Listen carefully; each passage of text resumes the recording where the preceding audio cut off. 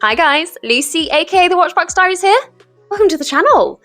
Now I'm trying to mix it up a little bit. I felt the need to do like a handheld microphone situation for this. So yeah, it's as exciting as my life gets. Now we all love a good collaboration. I'm currently wearing a t-shirt from the watch brand that literally thrives off collaborations, Mr. Jones Watches. Doesn't this like fully sum up Mondays, and my caffeine addiction? Anyway, there are so many collaborations out there, not just between watch companies, but between publications, TV shows, films, celebrities, car companies. The list is endless. I've decided I'm going to do a little roundup of 10 notable watch collaborations that I am nicknaming Collabogeddon. Now, some of these are my personal favourites, some of these are your personal favourites, and some of these just deserve to be on this list because, well, they made a massive impact in the watch industry. So without further ado, let's get into it. Now, first on the list is a company that I haven't long since known about. De Rijker & Co are a Dutch company that take time and put it into a new perspective. You can literally rotate where the 12 o'clock is. Awesome. They released a couple of watches with Miffy, the cutest little bunny in the world, and I guess their version of Snoopy. They've just released their very last collaboration with them, and in my opinion, their best.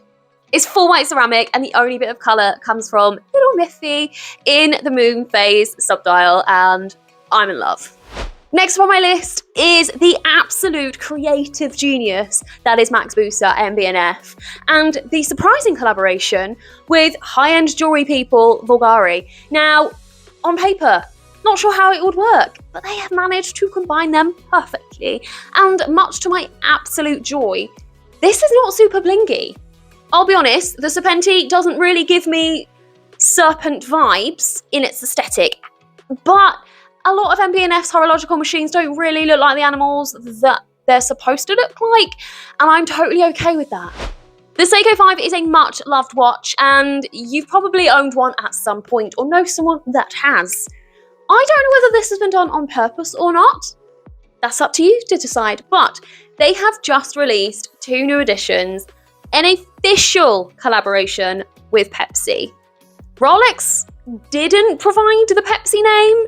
That was definitely on the community, but I do kind of love that Seiko have gone, we've done it officially. Also, love the little cans that they come in. Very cute and quirky. One of my absolute favourite collaborations from 2024 has to go to Fears and Studio Underdog for the gimlet. It shouldn't work as a collaboration, but the blending of the dress watch aesthetics of Fears and then the super playful vibes of Studio Underdog just worked. Loved the dial, loved the colour. The marketing campaign was executed as kind of expected, especially from Studio Underdog. Rich is always on it with his marketing, and Nicholas is just an absolute brilliant sport. Loved this collaboration, had so much fun with that loom, and yeah, super surprising, super pleased with it. Now, while I'm on the subject of Studio Underdog, they did produce another collaboration that surprised the heck out of me, and that is with Moser, their passion fruit project. Studio Underdog, super fun watches. Moser, super high-end. Again, shouldn't work? Totally did, and I kind of love that they produced 2 different watches. You did have to purchase both of them at the same time, which obviously increased the price kind of way beyond what a standard Studio Underdog would be. But from an outward perspective, from an onlooker perspective, it was a great watch, great collaboration, and a lot of fun from the marketing side of things yet again. Now, I couldn't create a collaboration list without this watch that literally just blew up and took over 2022. I am, of course, talking about the Omega Swatch, MoonSwatch, absolute pandemonium, queues around the corner, chaos, fights, just a really, really mad time. Love it or hate it, it's an iconic watch and caused so much discussion within not even just the watch industry, but people that weren't even into watches. I do really think that the concept itself was kind of genius. But I do also wish that they would have stopped at that initial release rather than releasing random ones after that. But hey, money making. This next one is a submission from one of you guys over on Instagram. It is between Seiko and ANA Airlines and was only produced for less than a year. This was designed by the pilots of ANA Airline and only available for passengers of ANA Airlines. It has this really cool S. It's counterbalance on the second hand, which is cool, and the design's pretty cool. Unfortunately, doing my research on this watch, I did come across a forum that pointed out something that I cannot now unsee. So the branding on the dial is obviously ANA Airlines, and then a little logo, which looks like an L. I'm very sorry if you do have this watch and I have just ruined it for you, but I had to say it. So this next one is also a submission from one of you guys, and it comes in from Zenith and SJX Watches. This is a Chronomaster Revival poker chip. I had to do a little bit of research on this, and it's an interesting piece. This is a reimagining of a 1969 Chronomaster, and it gets its name, obviously, as you can see on screen, from the subsections which are designed to look like poker chips. I personally find the design in the daytime kind of busy. However, those poker chip designs on the dial loom, as does the strap. So I can imagine having way too much fun playing with that loom, maybe like huddled in a cupboard somewhere with a loom torch like a weirdo. So next on the list is probably one of the most controversial collaborations of 2021. I'm talking about the Black Panther.